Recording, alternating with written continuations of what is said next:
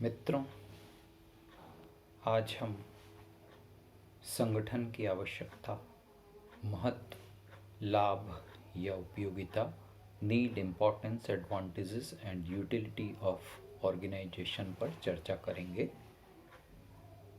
हम पढ़ चुके हैं कि संगठन प्रबंध का एक औजार है, टूल ऑफ मैनेजमेंट, जिसके माध्यम से प्रबंध अपने उद्देश्यों को विभिन्न व्यक्तियों के सहयोग से संपन्न करवाता है।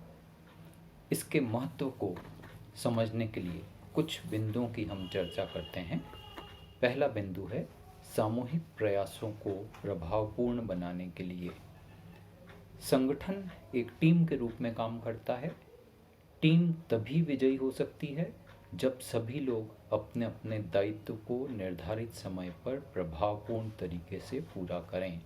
संगठन व्यक्तियों में यही भाव जागृत करता है कि वे अपने कार्य को, दायित्व को समय पर ठीक से पूरा कर सकें, ताकि सामूहिक प्रयासों से प्रभावपूर्ण लक्ष्यों को प्राप्त किया जा सके। दूसरा है व्यावसायिक सफलता के लिए। आज का समय कंपटीशन का समय है। जीवन का कोई क्षेत्र ऐसा नहीं जहाँ पर कंपटीशन नहीं हो। प्रतिस्पर्धा में अगर हमें आगे निकलना है तो lowest cost per best quality का प्रोडक्शन हमें करना होगा। इसके लिए प्रभावी संगठन अत्यंत आवश्यक है। संगठन समय समय पर व्यक्तियों की कुशलता को बढ़ाकर इन्हें बदलती हुई परिस्थितियों के अनुसार ट्रेंड करके बेहतर काम करने की प्रेरणा देता है, जिससे हम व्यावसायिक सफलता निरंतर प्राप्त करते रहें। इस संबंध में एक महत्वपूर्ण स्टेटमेंट 1901 में यूएस स्टील कॉरपोरेशन के एंड्रयू कार्नेगी के द्वारा दिया गया कि आप मेरी फैक्ट्री ले लीजिए, मेरी टेक्नोलॉजी ले लीजिए, मेरी ज़मीन ले लीजिए, मेरे औजार ले लीजिए, आप मेरे पैसे ले लीजिए, आप सब कुछ ले जाइए, लेकिन मेरा संगठन, मेरी टीम मेरे पास छोड़ दीजिए। मैं कुछ ही समय में अपने आप को पुनः स्थापित कर लूँगा। एंड्रयू कार्नेगी के द्वारा दिया गया यह स्टेटमेंट संगठन के महत्व को स्वतः ही स्पष्ट कर देता है। यानी कि एक टीम भी ही वह औजार है, टूल है, जिसके माध्यम से हम किसी भी परिस्थिति में सफलता प्राप्त कर सकते हैं। इसके बाद तीसरा पॉइंट है प्रभावपूर्ण समन्वय के लिए। यदि हमारी टीम में काम करने वाले व्यक्ति ट्रेंड हैं, कुशल हैं, योग्य हैं, तो वे एक दूसरे से बेहतर सामंजस्य बनाए रखेंगे और लक्ष्यों की प्राप्ति बहुत आसानी से हो जाएगी। चौथा है मानवीय साधन के सदुपयोग के लिए। फैक्टर्स ऑफ प्रोडक्शन में सबसे इम्पॉर्टेंट और एकमात्र सजीव फैक्टर है।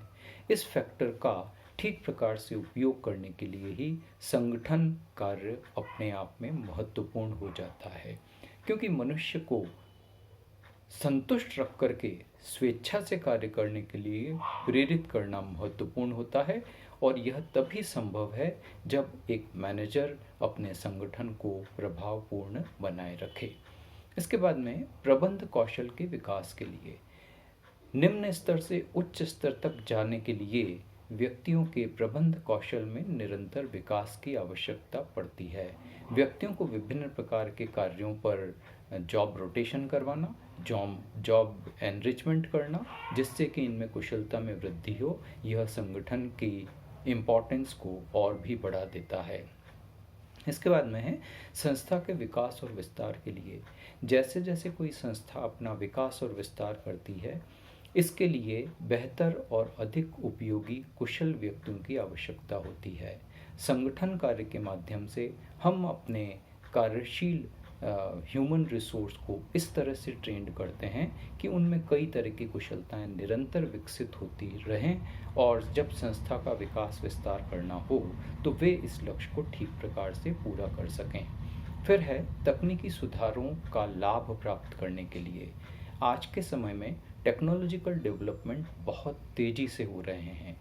इन डेवलपमेंट को अंगीकार करने के लिए, इनको इनकॉर्पोरेट करने के लिए हमें ट्रेंड व्यक्तियों की आवश्यकता होती है।